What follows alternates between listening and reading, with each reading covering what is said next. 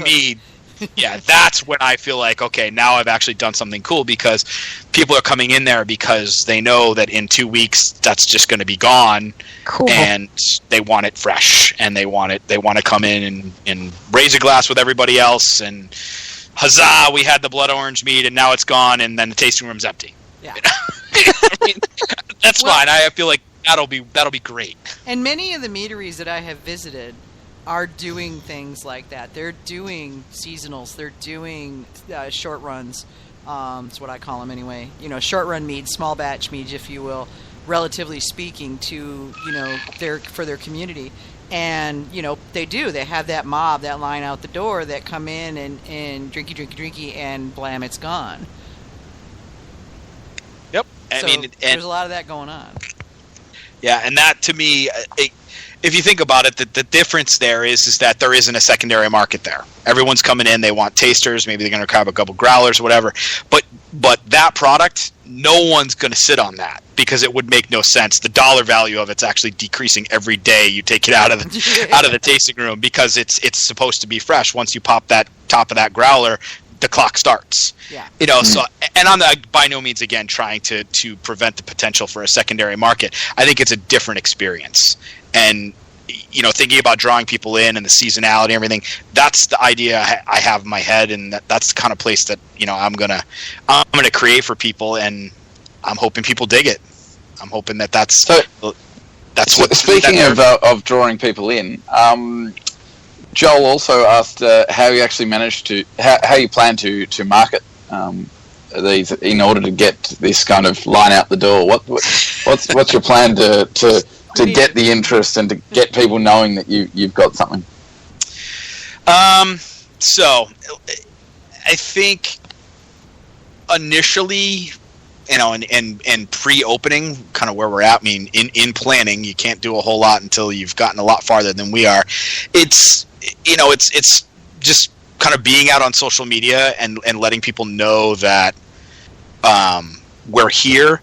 As far as creating that line out the door, I don't know that I will actually ever make the claim that I created the line out the door. I think what I'll say is I created something that as soon as people started hearing about it, they decided they wanted to create the line out the door. Yeah. Because I can't control that. I really don't think I can. I don't know that every idea that every mead maker or cider maker or beer maker puts out there can be assured to create that type of buzz. I think there's a lot of circumstances that run into that. As you get more experience and as time goes by, maybe you come up with a sort of a winning formula, if you will. You have some senses of what people are really digging. Word of mouth is going to be a big thing. We live in a fairly populous area. We've been in a brew club for 5-6 years.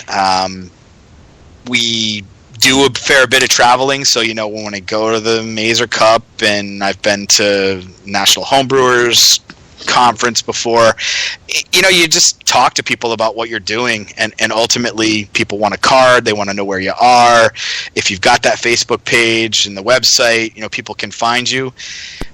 Other strategies, there are people out there who like the weekend day trip, so they're trolling Living Social and Groupon looking for the discount on the tour and tasting package, and that's worked well for a lot of people. I think that's another avenue. Partnering with used Groupon and that really well worked really well for them. Yeah, it can actually work too well in some cases if you don't keep an eye on how many and what your follow through rate ends up being, because there are some people who buy it who end up never cashing it in because they forget, or they don't ever print it out and they don't have their login anymore, or all kinds of crazy things that prevent them from cashing it in. But I think partnering with the other local craft beverage producers, in developing, helping further develop a trail. So in the towns that we're looking in for space, I can't think of one that we've looked at yet that doesn't have at least one craft brewery or cidery or meadery in it. So, partnering with them and becoming friends with them and digging what they do and hoping that they reciprocate. And when people come into town, you talk to them in the tasting room and you get to know, oh, you're from Massachusetts or you're from Maine and you're visiting for the day. What else are you doing today? Oh, we're not really sure. What else should we do? You need to go check out this place and this place and this place and this place. And then you hope that they're reciprocating for people that come in their tasting room. So those are kind of all the different ways we're going to, create buzz for what we're doing and see where it goes. Buzz? You really said buzz. Oh yeah, pun intended, of course. Yeah, of course. More than one time, he said it, he got right into it. He really Oh yeah, absolutely. I mean, I think we're probably going to use that corny pun in a few of our mead names. People are probably going to tire of it. They're going to be like, "Oh, really?" I mean, everyone has a tasting room, right? Yeah. Does everyone have a meeting room? Oh no, you didn't. Maybe they do, maybe they don't, right? Oh, But they will. Yeah. Well, I mean, I it is catching on. The mead maker guys are doing meetups around the country. In fact, Yep. I'm probably going to be going to one in April up in Delaware. So, we're starting to develop our And in language. March. Yep. Well, yeah, the meetup in March is the AMMA networking event, but this is like a regular, just a home mead maker meetup. But yeah, you're right. We are developing our own terminology. Yeah, the beehive puns mean Yeah. we're just We can go we're to that town with hot that. bunch of people. There's no way, it's Yep. So I think we've got one more question, AJ. Yeah, we got a question submitted for Got Mead Live from Michael Wilson. We've sort of addressed some of this already, but he asks, for simple session meads where you don't add any fruit or other additives, can you give any advice on how to keep it from tasting watery, i.e. yeast preference, nutrition preference, anything else to give the yeast a boost other than additives like oak? I mean, I think what I've seen is a couple different approaches with this. One is don't necessarily make it a session mead. Make it make it bigger so that, because alcohol creates body and texture.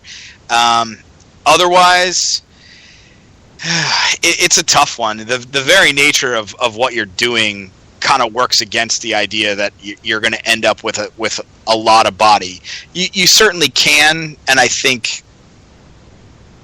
adding a little bit of honey afterwards is pretty much the only way you can not only add sugar, which maybe that's not your goal, but add something back in that really feels like the textural component that the honey originally had. It's kind of like, I guess I'd feel like it's like a donut. When you ferment honey, you're left with the donut hole and not the donut. I mean, and it depends. I mean, if you like donut holes, that's great, but you only have one donut hole.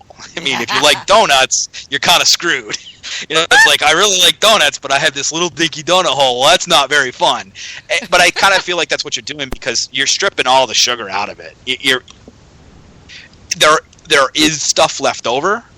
Honey is what, 21% not sugar, but that's not a lot. It really isn't.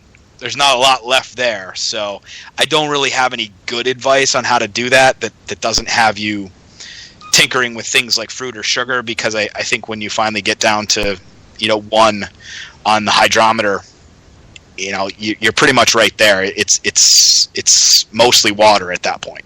Yeah, and so there we go back to the original conversation, which is you can always bring that ABV, or not ABV, the hydrometer reading back up by bringing in more fruit. You definitely can. Yeah. Yep. I mean, the question about yeast preference, yeah, I mean, there are some yeasts that, are not as full attenuators, so, they'll leave some residual sugar. Most of those, though, are typically functional in that way in malt-based beverages rather than things like honey or table sugar or fruit sugar. They attenuate farther at that point. I mean, we all talk about the yeast, alcohol tolerance level in a lot of yeast, and some of them are notorious for greatly exceeding. that level. And so you think about it, if you're only putting in a third of the sugar, certainly don't use, a worker yeast like champagne yeast EC1118, because you know exactly what that's going to do to it. But an ale yeast, like an English ale yeast, those don't attenuate as much as a U.S. ale yeast.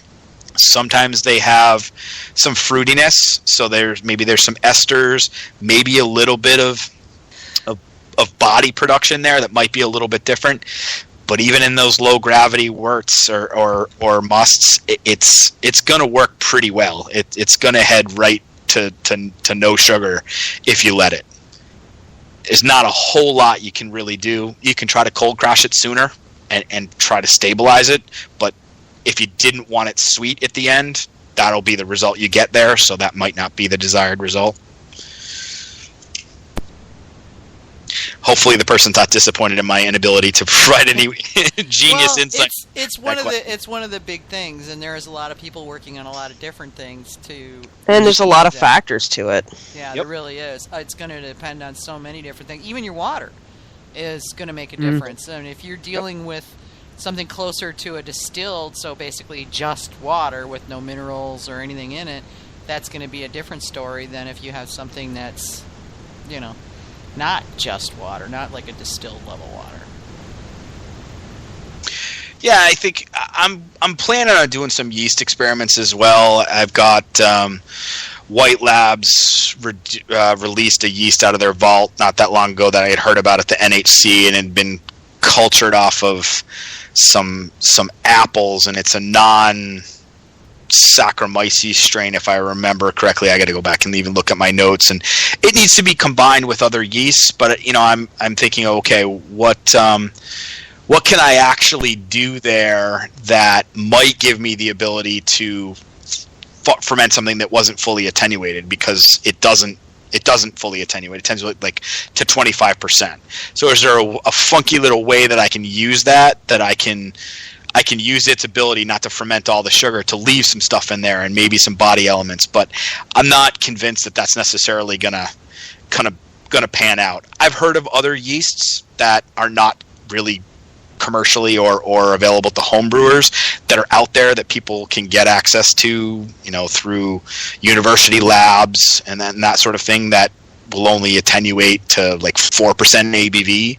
So, you can create something that'll be 5.5, and the rest of that is left over in sugar. So, there are some possibilities, but I don't think there's a homebrew ready method, for someone to go and do right away with it. It doesn't require you to do some experimentation. Although I think the one thing you can do as a home brewer is add a little bit of glycerin for a little bit of body, which you can't really do if you're commercial.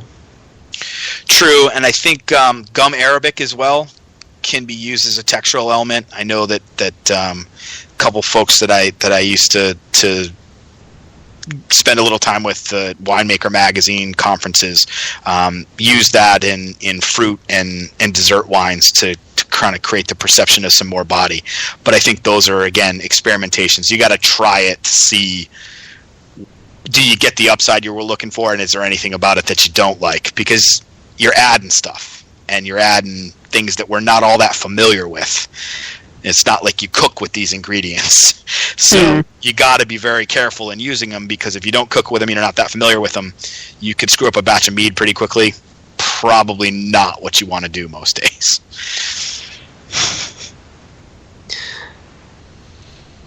I don't know. It seems like it's going to be a more and more interesting segment of the industry, personally and professionally, for quite a while yet to come, I think. Yeah, and like I said, I think the accessibility of it is probably one of the driving factors. I think exploration. I mean, if you look, and Vicky, you'll know this far better than I. In the years that you've seen what's happened in the meat industry, we are by nature a band of explorers. Yes. We want to try different stuff, and I think this is an area where sparkling low ABV meads ever really popular I don't know that anybody actually has a solid answer to that. Are we doing something that used to be done all the time,